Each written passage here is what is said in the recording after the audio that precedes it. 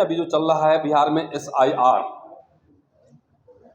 जब 1919 में साउथ बोरो कमेटी के सामने बाबा साहब आए थे तो उस समय वोटिंग लिमिटेड था, इनकम टैक्स, प्रॉपर्टी, तमाम क्राइटेरिया थे, शिक्षा का सवाल।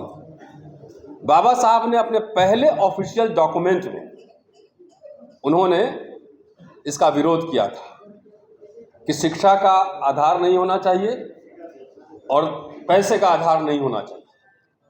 ये जो यूनिवर्सल फ्रेंचाइजीज है, वयस्क मताधिकार है, इसको पाने की एक लंबी यात्रा रही है।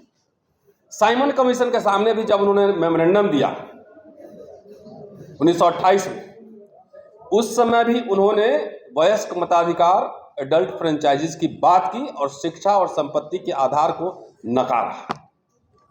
फाइनली जब संविधान लागू हुआ तो पहले ही साल में, नवंबर 1951 में, संसद के अंदर यह चर्चा हुई और प्रोफेसर KT शाह ने यह सवाल उठाया था कि वोटिंग के लिए कुछ एकेडमिक क्वालिफिकेशन होना चाहिए।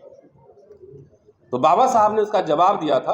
अभी मेरी अगली किताब जो आएगी उसमें मैंने पूरा वो प्रोसीडिंग डाला है कि बहुत सारे शिक्षा का क्या आधार रखेंगे, 10th रखेंगे, 12th रखेंगे, 5th रखेंगे, कि बहुत सारे लोग संसद के अंदर अभी बैठे हुए हैं जो पढ़े लिखे नहीं हैं लेकिन अपने समाज का उनको व्यवहारिक ज्ञान है, वो ज़्यादा समझदार है, अपनी समस्याओं को ज़्यादा बेहतर तरीके से समझते हैं और किसी पढ़े लिखे लोगों के अपेक्षा वो बेहतर तरीके से अपनी बात रख सकते हैं। ये संसद का डिबेट है। मैं इसलिए मैंने ये मेंशन किया कि 1919 से लेकर 51 तक तकरीबन 32 साल की यात्रा है, तब जाके ये वोट का अधिकार मिला था। पहले हमारे लोग कमज़ोर थे, वोट के महत्व को नहीं समझते थे, हमारे बूथ लूट लिए जाते थे। थोड़ा समझदार हुआ तो EVM लीला आया। हम लोग लगातार 10 साल से EVM के खिलाफ आंदोलन चलाते रहे।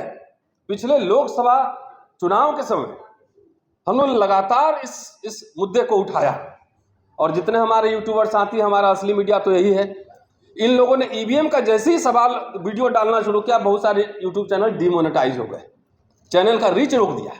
ये सवाल, जो सवाल हम लोग लगातार उठाते रहे, राहुल गांधी ने जब ये सवाल उठाया तो इलेक्शन कमीशन की चुप्पी है। कृष्णाल वरू साहब अभी विस्तार से बता के गए।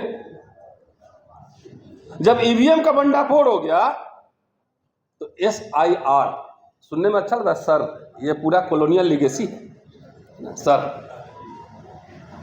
तो स्पेशल इंटेंसिव रिवीजन कह रहे हैं कि 52 लाख काट दिया, तो इसका सोशल सर्वे होना चाहिए। कह रहा है कि भाई बांग्लादेश से आके वहां पे रह रहे हैं, बहुत सारे नेपाल से, म्यांमार से, सबसे आ रहे हैं। तो आ रहे हैं तो बॉर्डर का एरिया जो है, ये काम स्टेट गवर्नमेंट का है कि सेंट्रल गवर्नमेंट का है? अगर आपका border security force, central agency अगर फेल हो गया है तो अमित शाह को इस्तीफा देना चाहिए, होम मिनिस्ट्री से इस्तीफा देना चाहिए। क्यों नहीं? दूसरी बात कह रहे हैं कि भाई आपका आधार, अगर आधार फर्जी बन रहा है तो आधार कौन बनवा रहा है? आप ही का डिपार्टमेंट बनवा रहा है ना, सेंट्रल गवर्नमेंट बनवा रहा है। तो इसका मतलब ये फेल्ड गवर्नमेंट है, फेल्ड गवर्नमेंट है जो अपने ही दस्तावेज को कह रहा है कि इसमें फर्जीवाड़ा हो रहा था। ये आपको चेक करने की जिम्मेदारी है। मैं पढ़ाता दिल्ली में हूं लेकिन वोट मैंने बिहार में रखा है, वोट बिहार में रखा है। जितने पेपर चाहिए मैंने वहां डाले, एक वोट डालने के लिए मैं जाता हूं सिर्फ यहां से। तो साथियों, ये बड़ी लड़ाई है।